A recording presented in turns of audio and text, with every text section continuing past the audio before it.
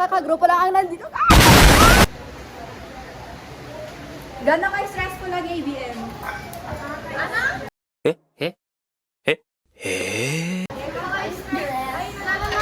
Hoy, wala pa kasi! Gano'n kayo stressful ang ABM? Nakaka-stress! Marasigan, trial balance test, yung date. Ano? Stressor. Stress? Stress? VR na lang. Stress? VR. Like this, oh. Mas lalong stress. Wait lang, guys. Week pa lang ng second ko. First week ng September talaga. Sunod-sunod. Ala. Paano nakaka-apekto sa mental health? Stress. Kasi sabi mo iniisip mo, depression, hindi mo lang ang pagsab. Yan talaga. Isa-isa guys! Stressors! Guys, sharing of experience tayo. Ang topic ang title ng vlog na to guys is taking care of our mental health as a student. Yes, taking of our mental health. Since karamihan sa atin is students talaga. Ang karamihan sa na-stress. Pag-share ako ay since ako lang yung parang naka-experience ng depression dito. Yes, I have the right to say depression because I was diagnosed since I was in grade 10. Diagnosed. Yes, depressed. Ako yung mag-share guys, tapos dito niya malalaman kung bakit mahalaga ang pag-aalaga sa mental health natin. Makakarinig din kayo sa amin ng some tips para maiwasan ang stress, depression na ikakasira ng mental health natin. Pero bago yan, magwekwento muna ako. Lumaki kasi ako sa pamilyang halos puli ng teacher. Yes, puli ng teacher. Tapos parang inaano nila ako na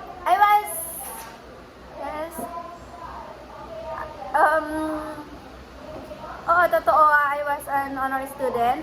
Pero kahit naman kasi honor students ka talaga pag ano mo ang expectation ng ibang tao, mapre-pressure ka talaga. Kahit na alam mong kaya mo, kung sobrang taas ng expectation nila, mapre-pressure ka talaga. Grade 10, first quarter nagsimula. Yun, first quarter. Halos kada pumapasok ako, mabigat. Yes. Yun ko lahat ng expectation, pasan ko.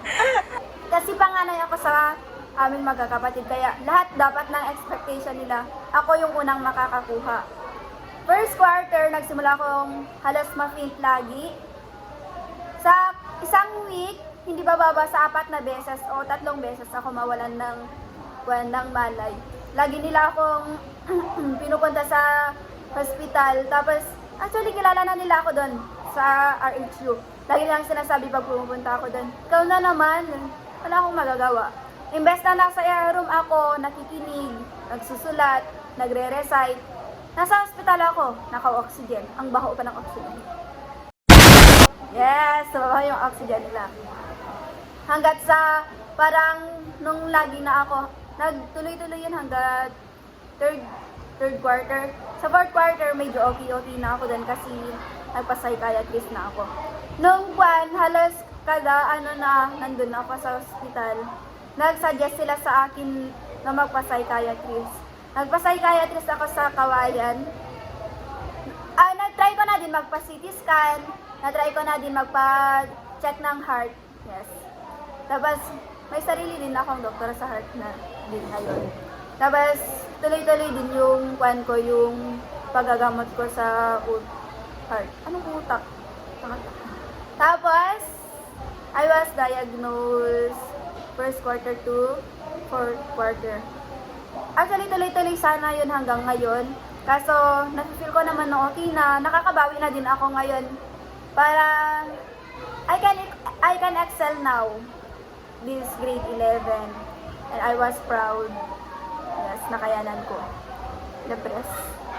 Nagmumukhang depressed? Hindi. Fresh pa rin. Ay, blooming pa rin. Ngayong narinig niyo yung kwan ko.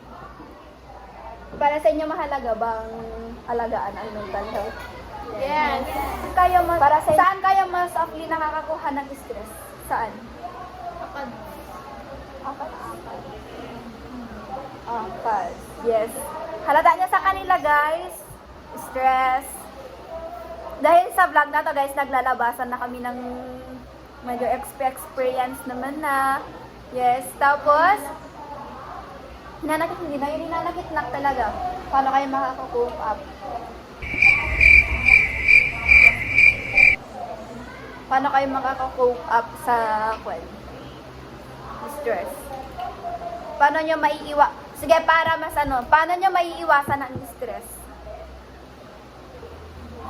Stress na talaga sila, guys, hindi na sila nakakasagot. Guys, nagjo-journal kasi kami, guys. Tapos, since stress na, nag-anahan kami na maglabasan ng Go, bakit? time management, tas para maiwasan mo sa ilist mo yung mga gagawin mo, then mag-set ka ng reminders. Tip number 1 by Lelin. Tip number 2. Tips number 2. Huwag mong i-pressure yung sarili mo. Then, yung mga expectation, pwede mo namang, di ba, i-limit yun. Yes. Limit your expectation. Tip number 2, don't pressure yourself. Take care of yourself, guys. Then, especially in your brain or mental health. Tip number 3, guys, take care of yourself or your brain daw. But Number 4, gawin mong motivation yung mga expectation na sinasabi nila sa'yo. Like kapag na-fail ka, gawin mo yung mga sinasabi nilang mga kapag nadi-disappoint sila sa'yo, parang gawin mong motivation yun para mas lalong gumaling ka sa akin.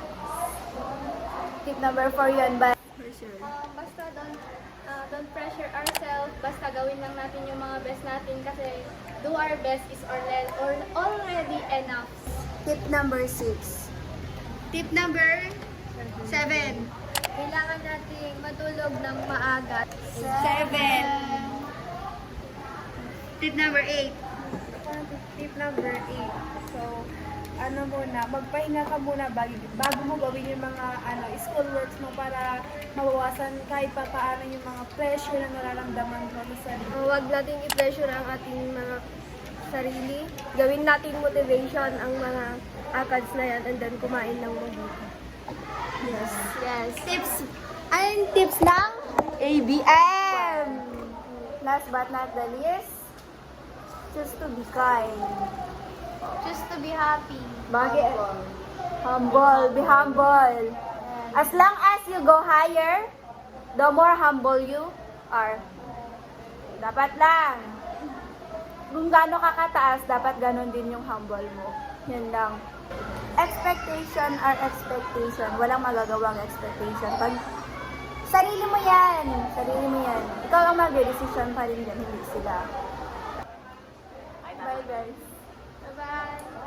I hope you learn something from us. Yes. Dapat, you apply it on yourself. Magbasa nood, guys. Apply. Bye! Mental health is our